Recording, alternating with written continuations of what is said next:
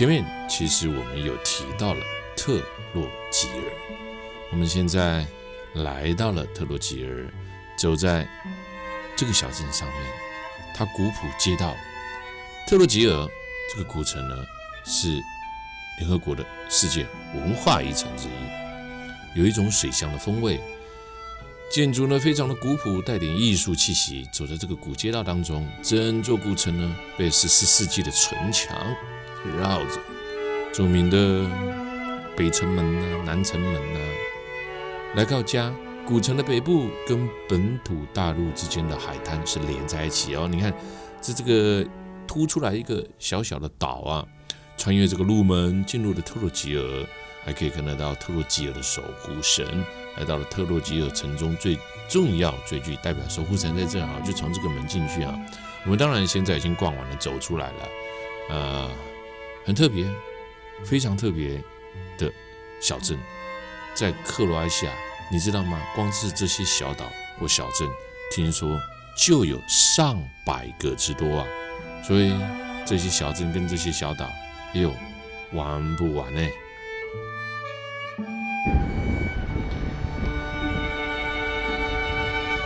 1,700 years old, because some split developed from the palace built in the beginning of the 4th century. This is what palace looked like when it was built. It was built by the Roman Emperor Diocletian. 斯普利特，克罗埃西亚最有名的城市之一啊。斯普利特，它是克罗埃西亚的第2大城。来到这，你一定要去参观1979年被列为世界文化遗产的罗马皇帝戴克里先皇宫。这是唯一一个不在意大利境内保持着最完整也最具代表性的其中一个，也是整个在克罗埃西亚，无论你要搭船也好，坐轮船也好，坐到意大利，坐到其他城市都可以啊。它是达尔马提亚最大的港湾，受为准价用当这个所在来去转运。亚得里亚海所有的行程，包括要去哈尔瓦岛，嘛是对这个所在。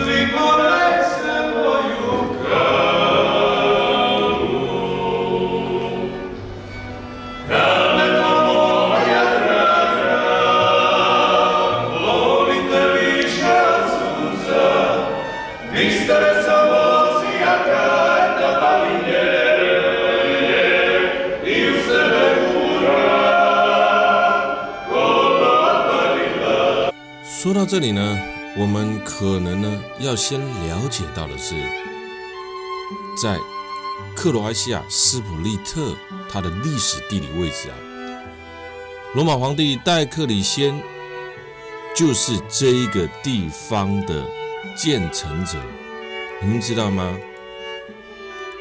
罗马皇帝戴克里先呢，当时呢选择这里建造皇宫，你看现在看到都是罗马城墙的遗址啊，作为退位终老之处。所以因为这个地方啊，距离他的出生地啊萨隆纳不远，两地距离6公里。皇宫建在西元293年，费时10年就完工啊。石材呢采布拉曲岛所产的光泽的白石，所以你看到这个地方的教堂，看到这个地方，还有当时罗马皇帝他所建下的伟大的功绩啊。所以你来到这里，你会发现，你走到这个教堂里面呢，你会发现很多特别之处啊，包含了它外面有什么？有埃及的遗物啊。这些埃及的遗物呢，更是不简单啊。这些埃及的遗物呢，是当时证明他们有多么的辉煌战绩的时候啊。我们刚刚看到的那个叫做宙斯神庙，那还有呢，美丽的列柱中庭。列柱中庭呢，我们刚刚也看得到五郎的唱歌啊，那是叫列柱中庭啊。黑色花岗岩雕刻的人面狮身，是戴克里先皇帝当时对欧洲对埃及啊进口到欧洲啊，那个时候就喜欢用进口货啊。而且我感觉上界特殊、上界有特色的所在，就是这个所在。所有的克罗埃西亚都有一个特色啊，这个特色是什么？这个特色就是所有的克罗埃西亚的地板跟石材都被走得亮晶晶的。你看刚刚连那个人的脚啊，都被我们摸得金光亮啊！为什么呢？因为呢，它叫做尊宁斯基主教的巨大的雕像啊，他是克罗埃西亚14届的主教，因为勇于向罗马教皇挑战，争取以斯拉夫语，以及他这个文字啊进行的宗教弥撒，而不使用拉丁语，是克罗埃西亚极具民主意识的人。这个雕像出自于梅契托维奇之手啊，1952年就树立在此。你看，我们现在来到这个中庭旁边呢，是 coffee shop， 最早的 coffee shop， 这个是中庭柱廊。走在这个街道里面呢，看到古朴的欧洲灯饰、路灯，走在这个被磨亮的大理石地砖，石板不是大理石啊，因为它这些石材啊，就我前面所讲的全部呢都是从附近的一个小岛呢运过来的。所以你在克罗埃西亚这些小岛之上，你常常可以看得到很多具有特色的石头。这些石头一进城呢，你就可以开始感受得到了。这些石头呢铺满了到处，房子啦、地板啊，这些光泽的白石都来自于希腊及意大利进口的大理石。这些大理石呢都是采自于布拉曲岛所产的。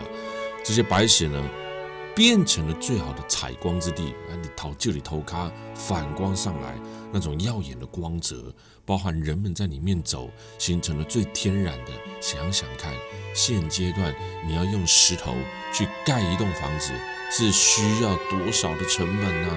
不少吧。接近了黄昏，你看这些潜水艇可以出海去。克罗埃西亚、巴尔干半岛太多可以玩了，记住哦。巴尔干半岛有11到12个国家啊，包含连希腊都是属于巴尔干半岛哦。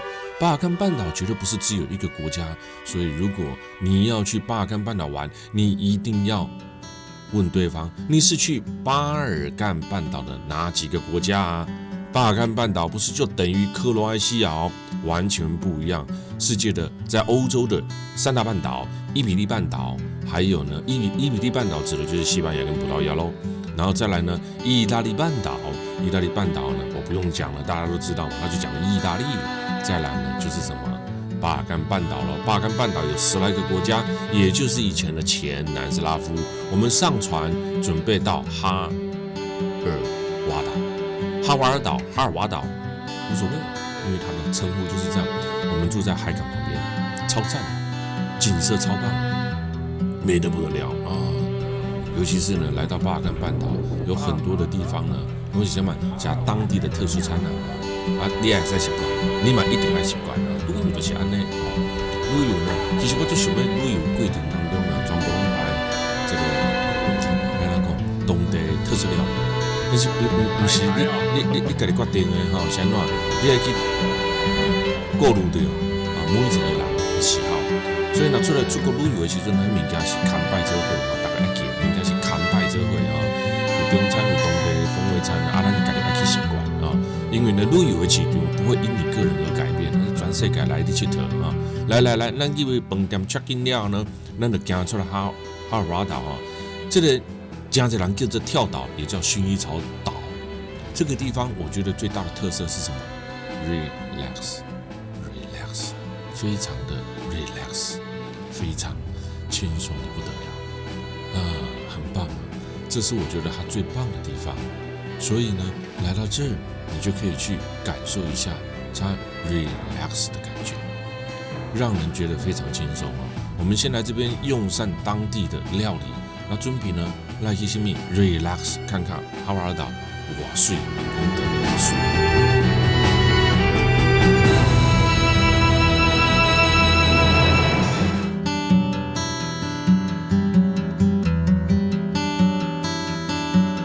地上是不是都是白石啊？旁边的石头城、石头墙、石头住宅，你觉得美吗？超美，我好喜欢，好喜欢。这种氛围让我呢来到这边呢，就会觉得呢，心情非常的棒，心情非常的爽，真的。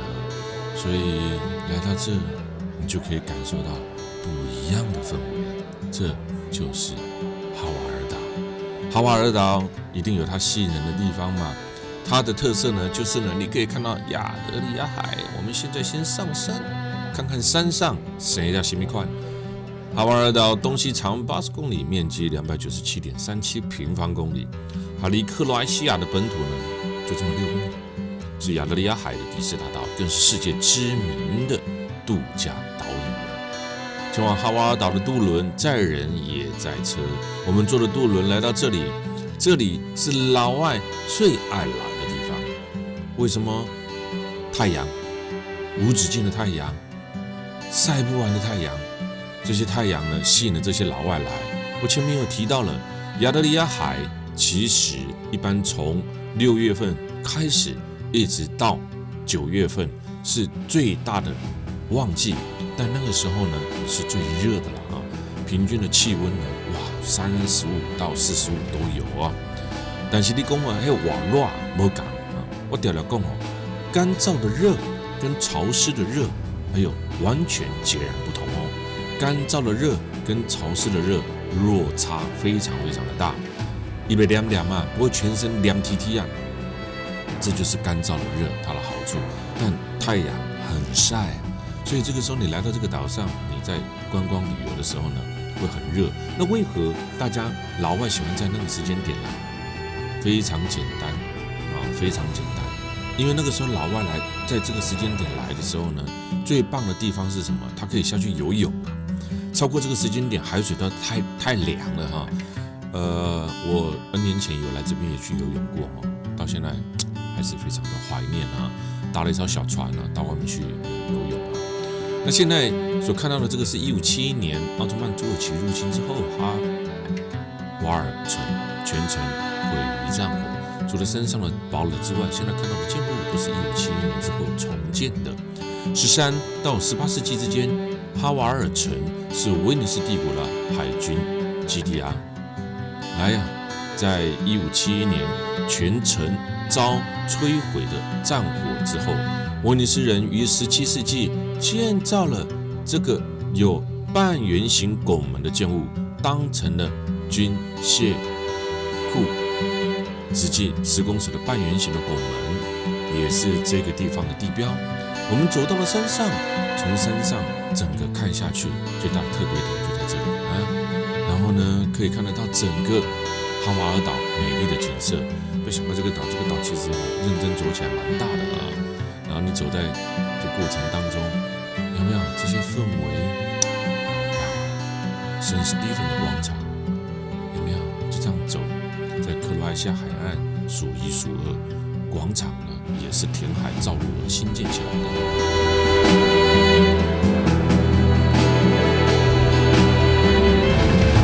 哈瓦尔岛集散活动中心，我们等一下走到圣史蒂芬的教堂去啊。1571年毁城之后，在16、17世纪重建的。这里最大的特色就是蓝天，这里最大的特色就是什么？这一些房子，清一色的白石的房子，每一栋的房子都具有这么古朴美丽的历史啊！曾经被选为全球最美丽的岛屿前10名。旺季的时候，光这个小城一天可以挤进3万多人，都是为了来这边来玩啊！所以走在这个岛屿上面呢，什么都没有，最美的就是呢人文风情，海啦。房屋啦，岛上还有薰衣草田啊，是早期希腊罗马人留下的。你看，我现在特别拍下这些外墙给大家看。那薰衣草开花的时期呢，我每一次都要解释一次啊。这里的薰衣草非常的自然啊，它不像我们一般在花田花海所看到的整片的花不一样，感受是不一样的。这里就是圣史蒂芬广场啊。那圣史蒂芬广场是填海造陆而成的。这里当然呢，也就有教堂在这儿啊。这是我们刚刚走上去的城堡，那个半圆形的城堡，是为了当时抵抗奥特曼土耳其帝国所留下来的啊。那现在我站在城堡，拍刚刚我们走上去的那个城堡的方向啊。那从这边呢，再沿着海岸旁边去走啊，你会发现什么？你会发现海里面呢都是海胆啊。那这些海胆呢，我也曾经跟很多的朋友们讲过啊。台湾人每次到了这个地方的时候，常常会讲说什么？想到哈海内底海胆拢无人好开来吃哈，树顶管结的红哥跟柑嘛，想到无人慢的来。那对老外来讲啊，这是我们台湾人常常去那边质疑的地方啊。那对老外来讲，老外的心态是什么？谁告诉你在外面的果实你一定得摘的？你不能让它自然生长吗？谁说结了果你一定得非得摘它呢？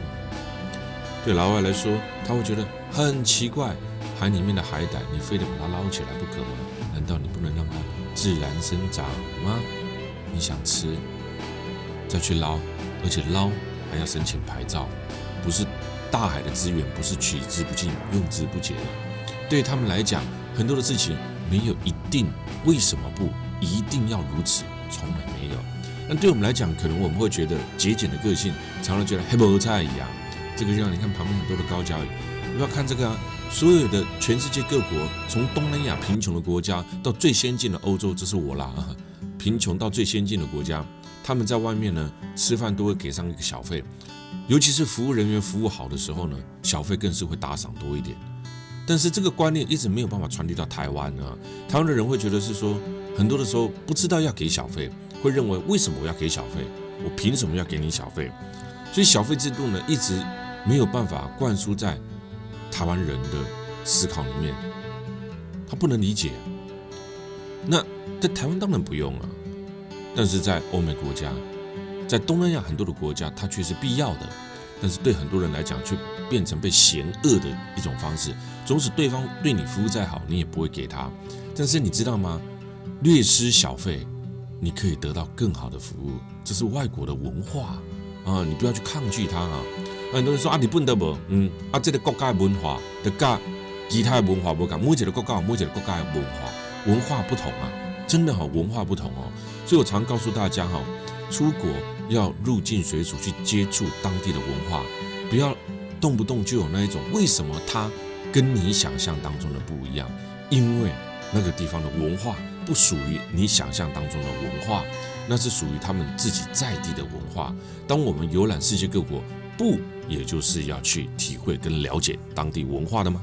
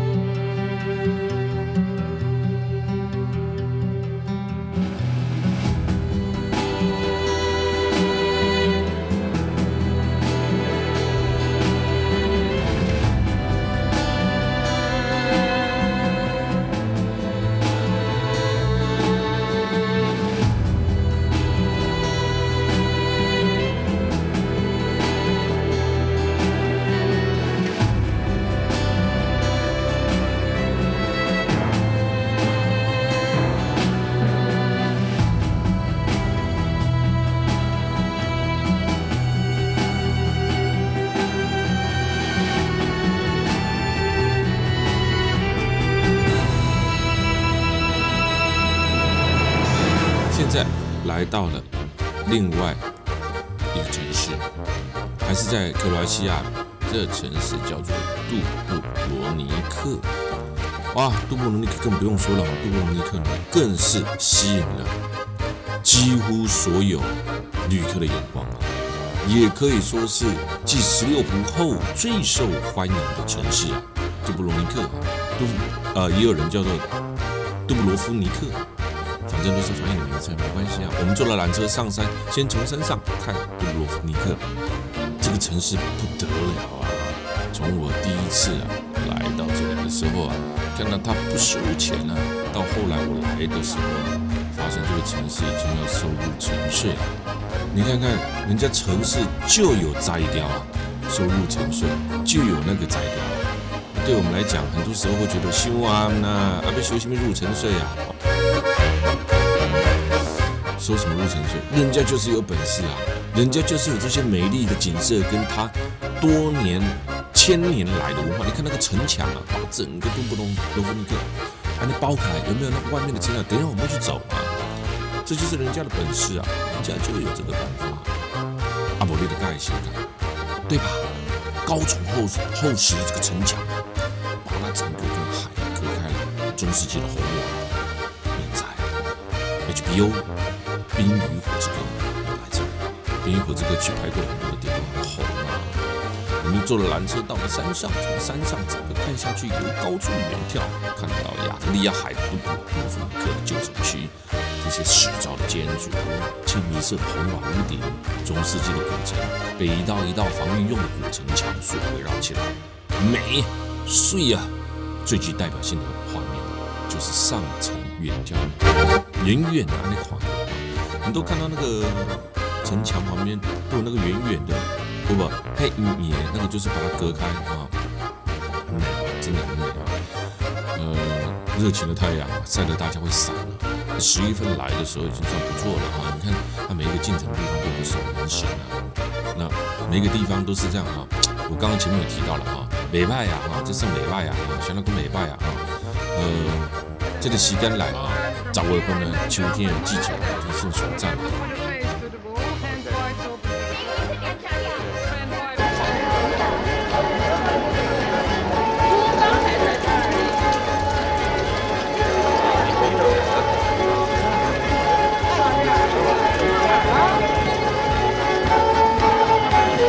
从一进门的时候，你就可以看得到造型非常漂亮的教堂跟城墙的登入口，还可以看得到刚刚一个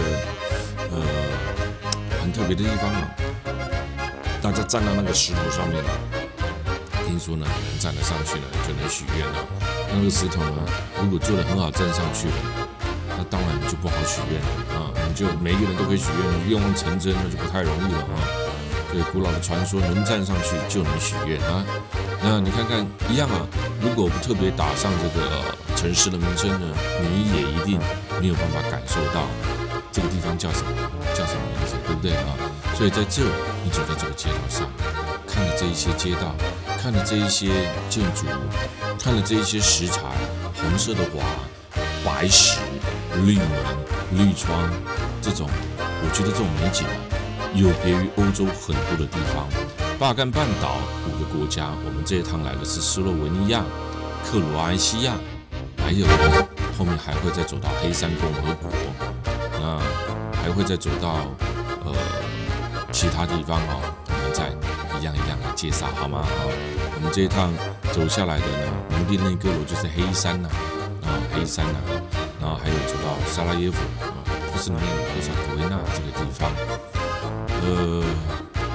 还会走，我们这一趟还有走到意大利去所以我就讲国家的安排真侪种就看安怎处理我们条条呢，各个国家呢，好像那个魔术方块一样，安尼转过来，安尼转过来，安尼转过来，不同的安排方式，有时候排这边，有时候排那边让整个行程呢更加的丰富性可以创造出不一样的视觉观感那也可以有时候安排不一样的国家来穿插在这里面让全世界的华人现在已经不只是单单的只有台湾人在看还有很多是老外在看那老外，你说老外怎么看得懂我讲的国语跟台语啊？当然不懂啊。但是呢，他们从国外可以经由 YouTube， 然后呢，经由在国外装小耳朵可以看得到，所以越来越多人来参与，越来越多人来参与啊。对理念能够认同的、喜欢我们的节目的人呢，越来越多人来参与啊。所以啊，我们常常安排出不一样的。我还是在讲啊，旅游的行程呢，要看你用什么眼光去看，要看你用什么眼光去看。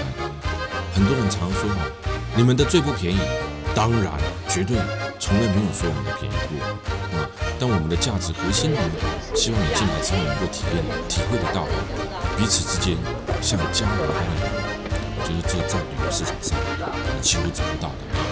所以，虽然你在作业的东西是有商业行为，但我们在旅游过程当中，尽可能的把商业行为这个氛围抽取掉，让所有的人在旅游当中更能够体会道地地亲密个的旅游。那咱学到对1940公尺的山顶段这缆车去了呢，今晚落来下卡，落来下卡也走上这个1000多公尺、高达25公尺的古城墙，开始安尼谁？开始这样走。从派尔闸门这座面积约21.35平方公里、约有800多年历史的旧城区开始了。这一路走就走着，我跟你讲，只有爬上城墙比较喘，爬上去之后就还好了。我觉得最大的特色也就是上这个城墙，这城墙真伟大啊！这城墙盖得跟万里长城一样，但是呢，它不是空旷的景色，而是上来之后呢，啪内外层呢分开来了，这个景色很迷人啊，非常非常迷人。这也就是杜布罗尼克最有价值、最吸引人的地方。让你从赫尔德山丘上面也可以这样子跳远望啊，杜布罗夫尼克的旧城区啊。然后现在走在这个1900多公尺长的路哎呀，无比享受。我觉得走在高处呢更棒，但是走在这个地方很小心，因为它那个城墙啊没有盖得很高啊。攀古城墙是来到杜布罗夫尼克最需要去了解、最需要去感受的地方。杜布罗夫尼克防御的攻势超级强大，旧城区拥有了800多年的历史，重建于1995。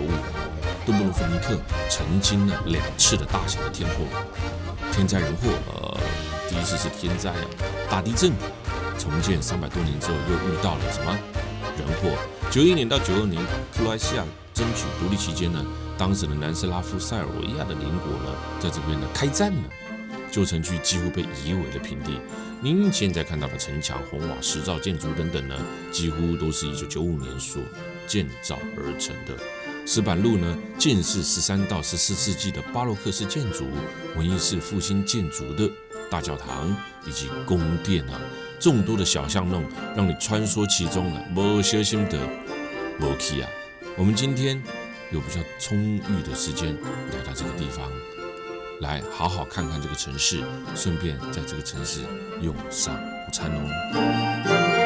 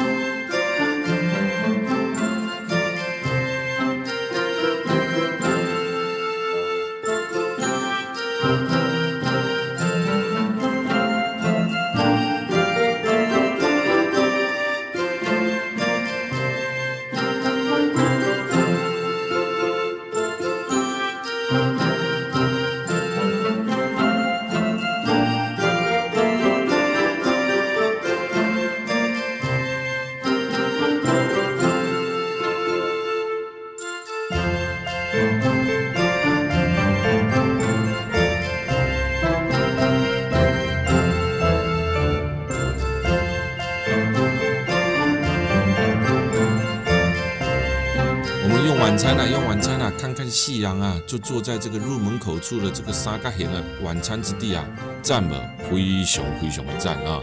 这里家会使感受到杜布罗尼克的感觉啊，哦，真方便哈，咱家吃一顿足赞的，非常的赞哦。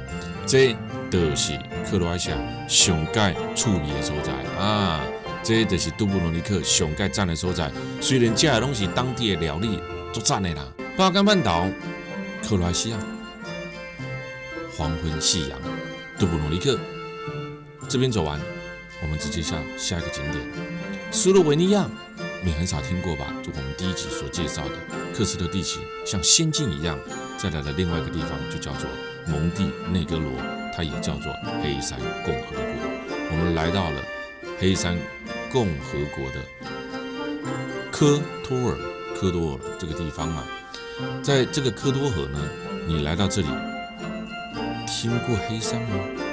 哇，这很少听过了吧？啊，这个国家是前南斯拉夫译名成塞尔维亚以及黑山共和国之后，在2006年，当地的人民公民投票分裂出来的一个独立的国家。原本它是列属在塞尔维亚及黑山共和国。这前南斯拉夫的历史有点特别哈，它当时有很多的国家是合并在一起的，后来一直分，一个一个分出来。